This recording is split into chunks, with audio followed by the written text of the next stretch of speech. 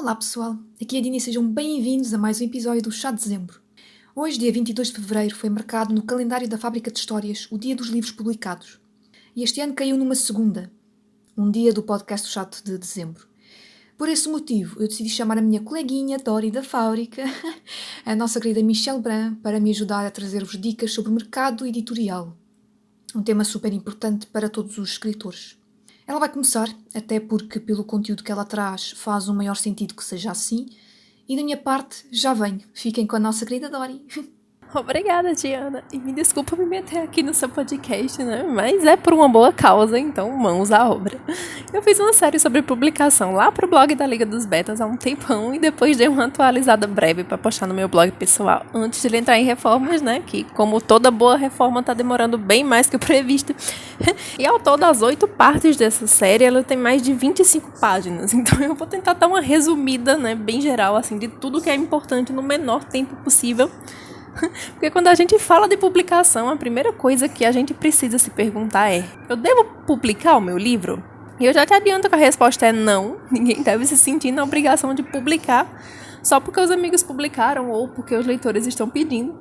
Mas caso você tenha essa meta, né, caso seja esse o seu sonho, a primeira coisa a se fazer é registrar a sua obra.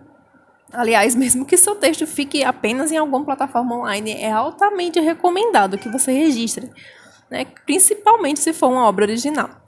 Porque ao contrário do que muita gente pensa, isso não vai evitar plágios, né? Infelizmente, a única forma de ter certeza que você não será plagiado é não mostrar o seu texto para ninguém.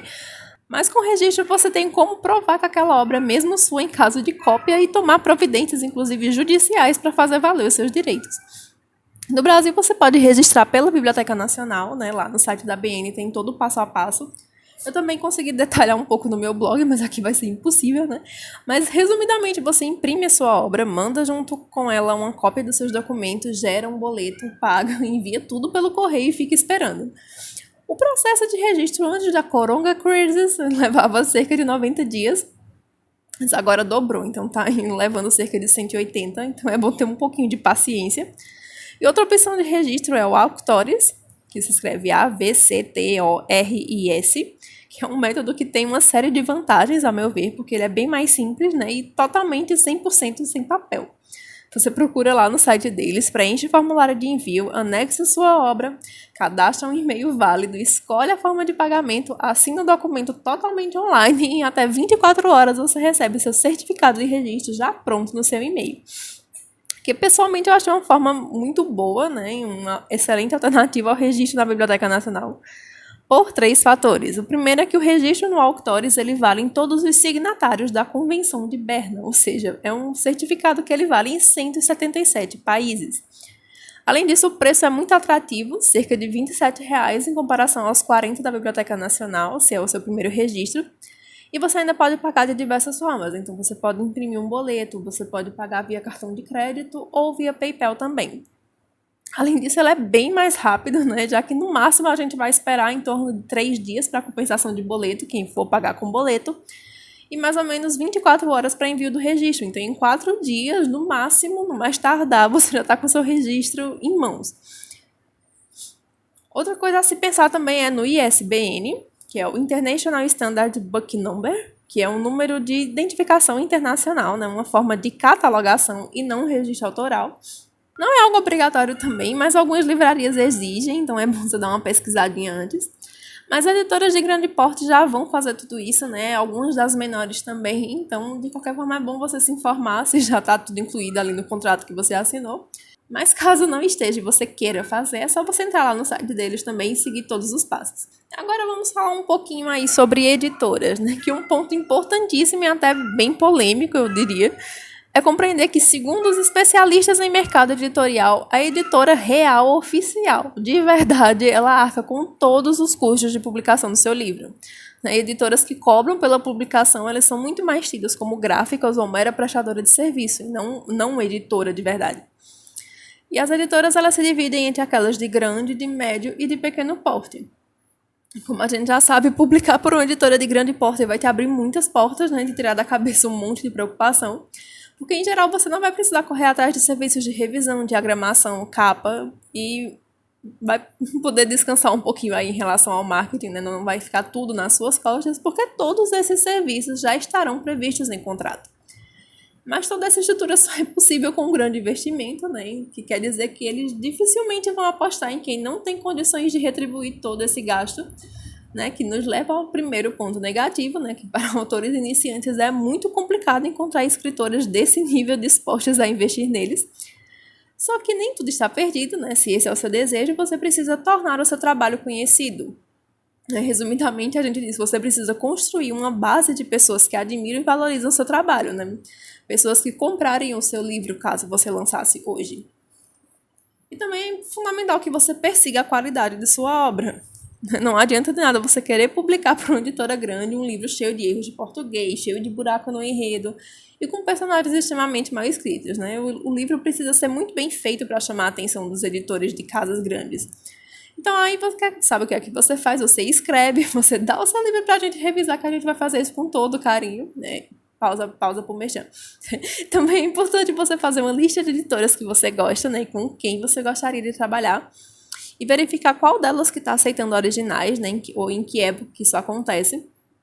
Também tem que ver como você deve enviar o seu material, se por e-mail, ou enviar uma cópia impressa, se você precisa enviar o livro inteiro, ou só uma parte já é suficiente. Mas principalmente a temática da editora, galera, não pode descuidar disso. Se a Ditacura só publica terror, não adianta você chegar ali com um romance e água com açúcar, porque não vai colar. Ou o contrário, também vale, né? Então tem que prestar bastante atenção nisso. Já publicar por uma editora menor, ele pode sair bem mais vantajoso, principalmente para escritores iniciantes, mas também pode acabar sendo uma pedra no sapato das grandes. Porque a maioria delas, como a gente viu, elas cobram pela publicação de alguma forma. Então, seja pedindo que o autor compre alguns livros para poder revender, ou até cobrando um valor fixo pela publicação, que muitas vezes é muito alto e a grande maioria dos escritores, principalmente os mais jovens, não tem condições de arcar. Outro ponto negativo é que nem todas elas vão oferecer todos esses serviços que o livro precisa para ficar pronto, né? Serviços de revisão, diagramação, capa e divulgação. E aí você vai precisar correr atrás de tudo isso. E mais uma vez, mexendo, tirando diagramação, a gente faz todos esses, tá? Já avisamos desde já. E por último, muitas vezes a questão de distribuição também é um problema. Então, os seus livros pode ser que não sejam vendidos em todo o Brasil, a menos que ele fique disponível no site da editora e você divulgue bastante também. Mas o forte principal dessas editoras é a aceitação maior a escritores iniciantes. E tem também o segundo, que é uma abertura maior para gêneros diferentes de romances, como contos, crônicas, poesias e também aquelas famosas antologias de contos, né? Que vários autores se reúnem para fazer uma antologia, então pode acontecer de ser resultado de vencer um concurso, ou enfim, alguém organiza, abre o edital, as pessoas enviam o texto e são publicados nessas antologias também. E também não vamos esquecer de mencionar aqui pelo fato de essas editoras normalmente fazerem tiragens bem menores, isso acaba facilitando o trabalho delas e o seu também na hora de vender. Então, no mínimo, é uma boa porta de entrada. Para quem tem o objetivo aí de chamar a atenção de editoras maiores, também é uma excelente forma de fazer isso. De qualquer forma, você está mostrando ali que se você conseguiu vender o seu livro, se tem pessoas interessadas no seu livro, você é uma boa aposta para essas editoras maiores. Agora, pelo amor de Deus, gente, vocês precisam ler o contrato antes de assinar. Não dá para bobear com isso. Como eu disse antes, nem todas as editoras de pequeno e médio porte vão oferecer um serviço completo ou gratuito. E você precisa estar ciente disso antes de colocar o seu nominho ali no final da folha, né? Você precisa verificar quais serviços eles incluem no pacote, né? Principalmente. E até porque não faltam exemplos de internet afora de editoras que prometiam aí revisão, diagramação, uma capa linda, maravilhosa. Distribuição até para Marte, mas na hora de fazer o que deviam, eles jogaram o livro no corretor do Word, criaram a capa no Paint e o autor não achou o livro para vender nem no site deles. Então, é importante você verificar sempre a situação da editora em sites como Reclame Aqui, procurar editores que foram anteriormente publicados pela casa e conversar com eles sobre suas experiências. E como a maioria dessas editoras elas cobram para publicação, nem que seja apenas por cada livro que o autor adquirir, é importante você saber quanto tudo isso vai te custar, até para você poder definir de verdade assim, qual será o preço final que você vai cobrar pela sua obra. E para quem quer entrar em uma editora grande, como a gente falou antes, a gente ainda tem, às vezes, a necessidade de escrever uma pequena carta de apresentação, um mini currículo ou uma book proposal. E o que é cada uma dessas coisas? Resumidamente, o mini currículo ele é o mais simples dos três, então basta você fazer um pequeno textinho sobre você, informando seu nome, idade, cidade onde você mora, que outras publicações você tem, né, caso tenha alguma. E não precisa se estender muito. Na verdade, o ideal é que quanto mais resumido, quanto mais enxuto você for, melhor, desde que tenha todas essas informações necessárias. Já a carta de apresentação, além dessas informações, vai ter o motivo pelo qual você escreveu o livro, você vai mencionar qual é o público-alvo que você quer atingir, coisas do tipo. Enquanto isso, a book proposal é o mais detalhado dos três, que ela é como uma carta de apresentação mais aprofundada. Então, além dos seus dados e os da obra, você vai ter que incluir um plano de marketing, né? Como você pretende vender essa obra, uma análise de obras semelhantes para mostrar que o seu livro tem espaço no mercado e um resumo pontuado. E aqui é que o bicho pega, porque no resumo pontuado você vai precisar resumir o seu livro capítulo por capítulo. Então você deve listar os elementos presentes nele, como você apresenta os personagens, viradas de enredo, clímax, toda a sequência de acontecimentos que levam até o final do livro, incluindo explicações e as razões de por que você esconde ou revela certas informações, e também quais são, e principalmente como você pretende manter o leitor interessado até a última página. Ou seja, boa sorte na book proposal, porque você vai precisar. E também de uma excelente consulta com um bom fisioterapeuta depois de ter que digitar tudo isso. E ainda para quem quer entrar em uma grande editora pela porta da frente, a gente ainda tem a figura do agente literário, que é basicamente o profissional que vai te dar uma mãozinha com todo esse processo de produção, preparação e publicação do seu livro, desde te ajudar a conseguir o registro da sua obra até apresentar o seu material para uma grande editora, incluindo a leitura crítica do material inteiro. Isso é meio que obrigatório para quem quer entrar em algumas, mas se não é o seu objetivo, você pode simplesmente pular para a autopublicação. Porém, uma coisa que é muito importante da gente saber a respeito de agentes literários é uma informação que eu vi em uma live que eu assisti muito tempo atrás, que basicamente falava que a gente tem que fugir de agentes literários que querem nos cobrar mensalmente, porque o ideal é você encontrar aquele agente que te cobre quando apresentar resultados. Então é fundamental, se você quer tentar ir com um agente literário, que é obrigatório, principalmente também para quem deseja publicar fora do país, tem que ficar bem atento com isso. E além de tudo que a gente viu até aqui, também tem serviços online que você pode publicar de forma totalmente independente, como o Clube de Autores, os serviços da Kobo e da Amazon, que essa última até é a mais conhecida delas. Eu acho muito difícil algum escritor independente hoje que não conheça a Amazon, mesmo que nunca tenha publicado, né? Já conhece de ter lido já alguma coisa. Enfim, né? Publicar pelo Clube de Autores ela é relativamente bem simples. E eles também têm um tutorial bem interessante lá no site deles. E você não precisa pagar nada para eles antes. Isso é bem interessante.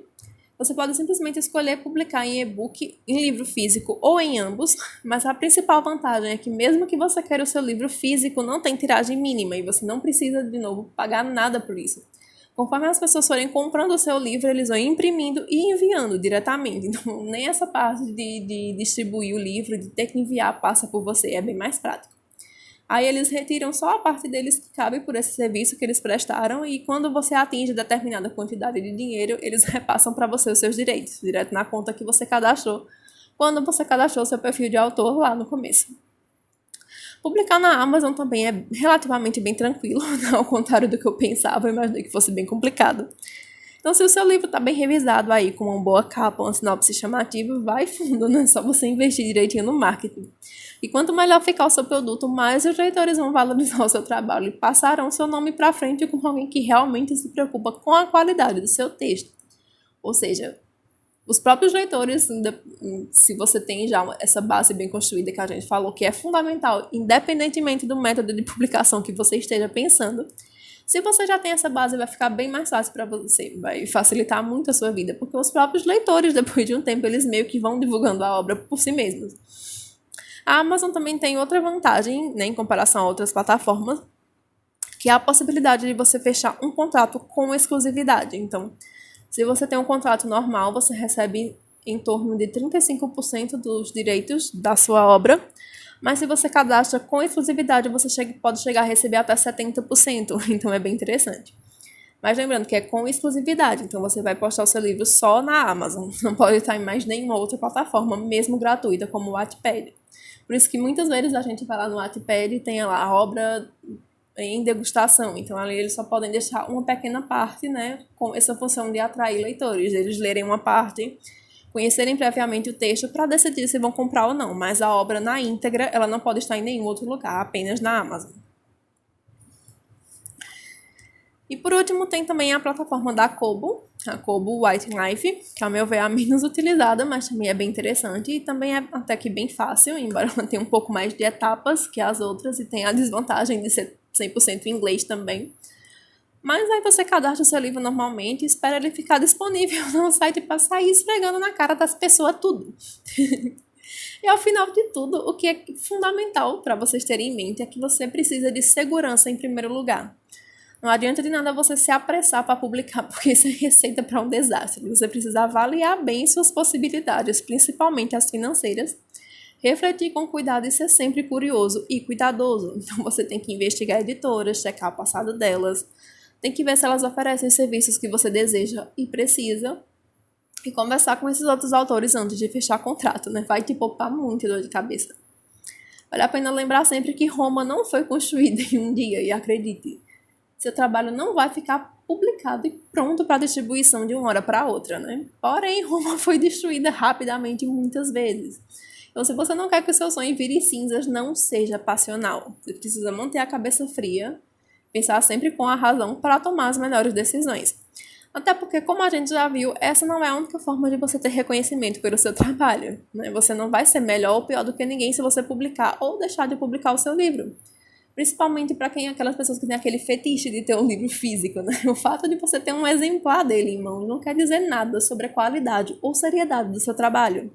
A gente vê aí todos os dias histórias maravilhosas que estão postadas apenas na internet. Às vezes não é nenhuma plataforma grande como o Wattpad, está ali postada em um blog, mas é maravilhosa. Enquanto tem livros bem meia-bocas enchendo estantes e livrarias por aí. Então a gente não deve usar isso como parâmetro.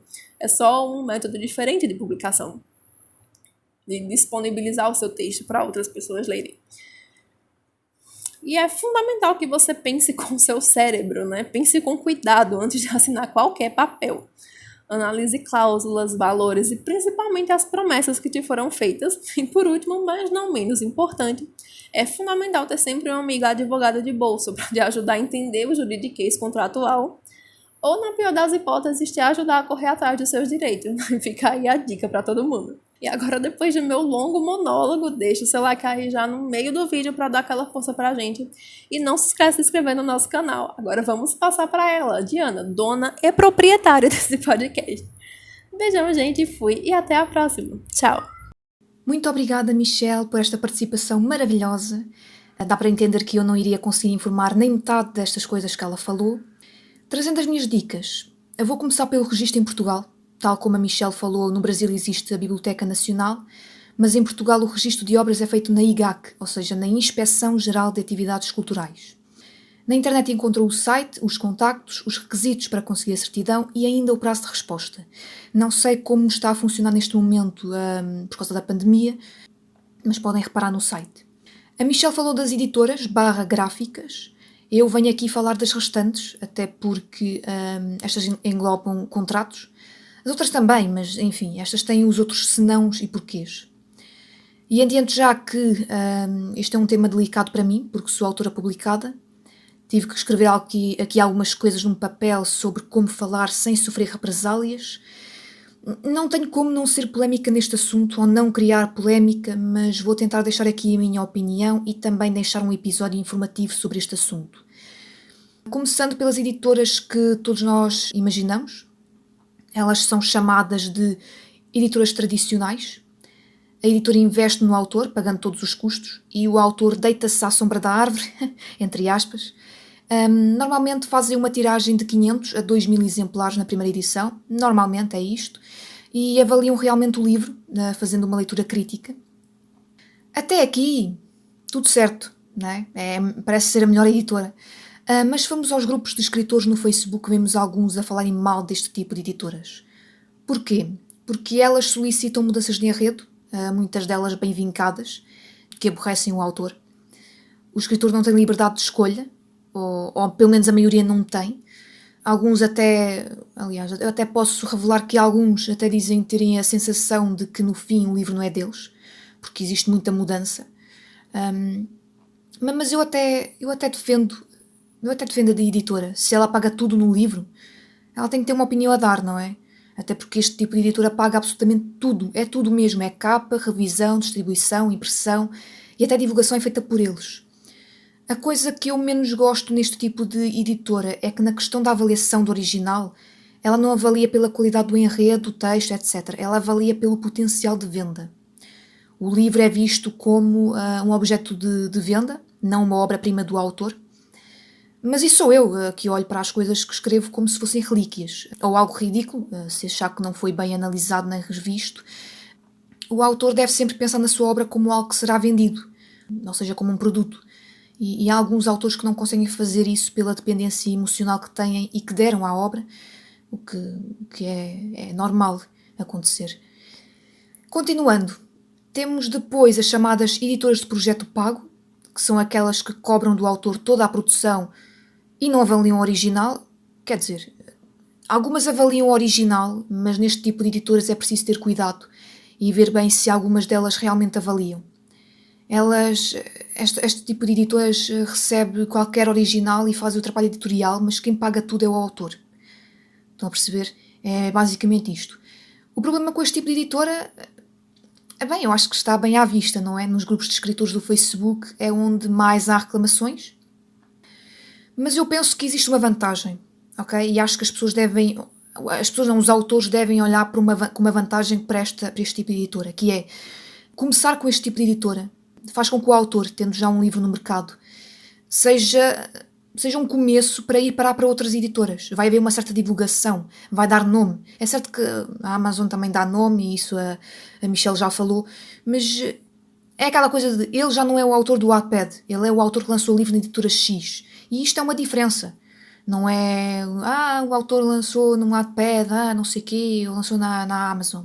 Não, se o autor lançou o livro na editora X é outro nome que tem, é outra divulgação que tem, é um crescimento que esse autor tem. Isso é sempre uma diferença, é sempre uma coisa boa. O outro tipo de editor é chamado de editoras sobre demanda, ou seja, este tipo de editoras vai imprimindo os livros conforme vende. O autor paga alguma coisa, dependendo da editora, mas de forma geral acho que todos os autores pagam. Penso que todos pagam. O problema destas editoras é que a distribuição é deficiente. Aliás, às vezes, e isto aqui é um bocadinho chato de dizer, mas até o preço do custo é um problema, porque a editora ganha mais enganando o autor. Na maioria das vezes os livros vão para o dobro do preço de custo. E aqui as gráficas ajudam muito, porque elas dão-nos logo o valor. Ou seja, é um bocadinho chato. A diferença é que alguns autores só descobrem o que está a acontecer quando o contrato já está assinado e não pesquisam antes por outras opiniões. E muitas vezes estas opiniões estão em grupos de Facebook, estão na internet, muitas vezes a falar mal da própria editora, de editoras deste tipo. Portanto, acho que o autor deve primeiro pesquisar bem. Mas no fim, no geral, temos que ter cuidado enquanto autores e escolher a melhor editora para nós no momento, ok? Até porque há histórias péssimas, sem citar nomes de editoras nem o tipo delas, de autores que foram autorizados, que foram roubados, entre aspas, intelectualmente, de editoras que venderam o trabalho sem autorização, de contratos mal assinados, de profissionais oportunistas, de pirataria, enfim. Poderia ficar aqui, não é uma tarde, mas se calhar um dia inteiro, só a enumerar problemas que autores dizem ter tido com algumas editoras. E más experiências existem em todo o lado, como bem sabemos. E também temos que pensar uma coisa. Hoje em dia, o mercado editorial é voltado para a venda e não para o potencial de escrita. A pessoa pode ser um Fernando Pessoa a escrever, mas se os livros não tiverem potencial de venda, vão ficar na gaveta pela maioria das editoras. O livro é um produto, mesmo que para o autor possa ser um objeto de valor inestimável. E aqui temos que ver por um lado profissional, ok? Para sermos profissionais temos que olhar para aquilo que nós criamos como algo profissional. Ora, aí está, como objeto, e não como algo que a gente dá valor. Em questão emocional. Devo dizer também que uma editora boa para um autor pode ser má para outro e vice-versa, ok? E isto também é uma dica muito importante.